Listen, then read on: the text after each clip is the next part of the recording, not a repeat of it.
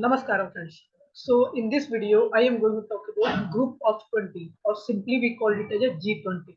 So these are basically a grouping of 20 major developed and developing country of the UN recognized 190 out of the UN recognized 193 countries. So these are when we talk about continent wise. So when you go to North America, so Canada, Mexico and USA. When we go to South America, it is Argentina and Brazil. Okay.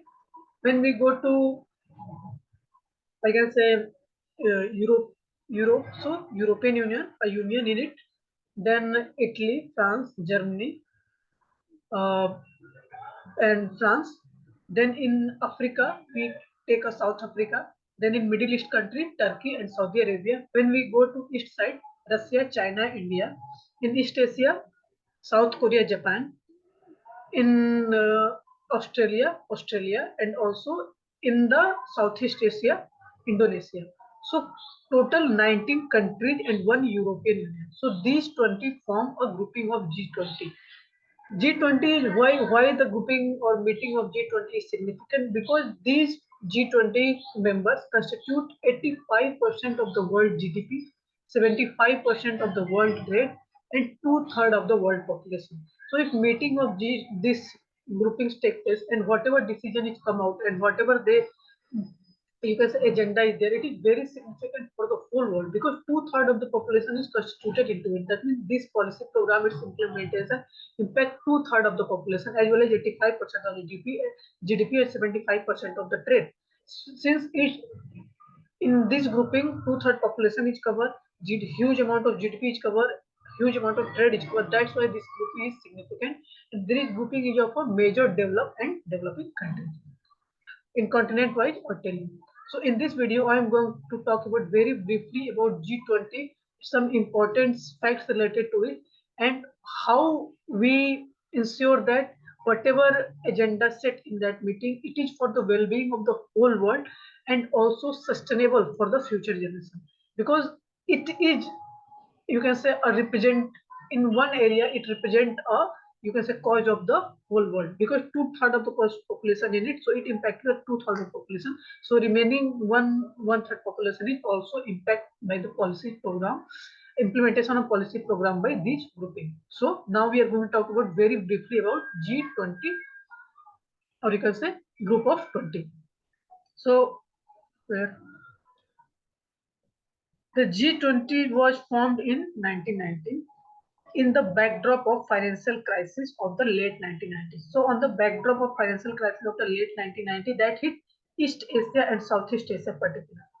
So financial crisis of late 1990 hit particularly East Asia and South Asia, and on the backdrop of it, G20 formation of G20 take place.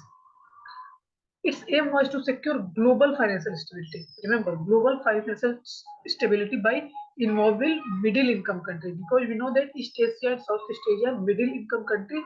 So when in late 1990 financial crisis happened and which particularly impacted East Asia and Southeast Asia. So on the backdrop of it, G20 formation of G20 take place, which ensure the global financial stability by involving middle income countries.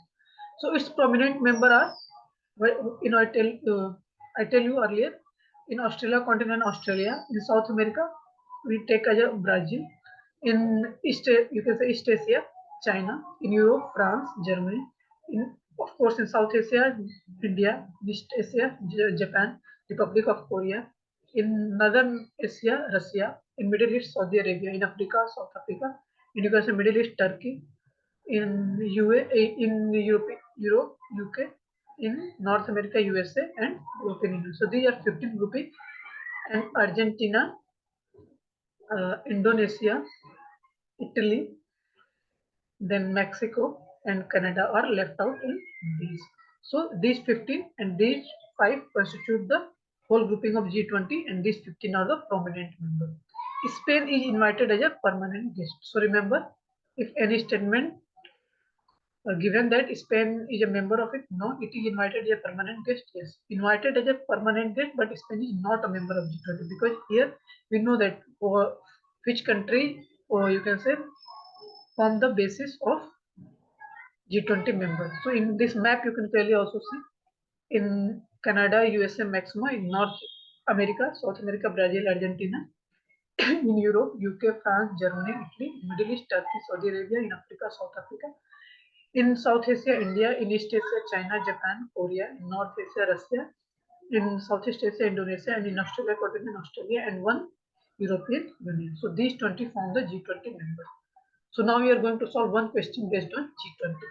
Consider the following statement regarding G20 grouping. Remember, first statement is G20 is a premier forum for international economic cooperation formed on the backdrop of the financial crisis of late 1990s. Yes, it is a premier forum for international economic cooperation. This one is correct. Its aim was to secure global financial stability by involving middle income countries. It is formed on the backdrop of late 1990 financial crisis in which impacted East Asia. This crisis impacted East Asia and Southeast Asia particularly, and which these countries are middle income countries. So its aim was to secure global financial stability by involving middle income countries. So this one is also correct. All the BRICS countries are the member of G20. In this map, you can clearly see Brazil, BRICS. That means BRIC. BRICS means Brazil, member of it. Russia is a member of it, India is a member of it, China is a member of it, and South Africa is a member of it. So all the BRICS countries are a member of G20. So this statement is also correct. That means statement 1, 2, and 3 is correct. That means option D is correct. Just check we are on the right path or not.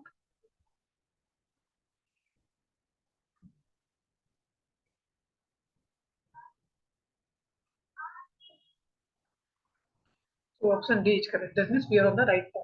So just remember the name of G20 country because these are major developed and developing countries, and implementation of its policy impacted the major chunk of the population. That's why it is important. So remember the name. Also, what is the idea behind the formation of G20?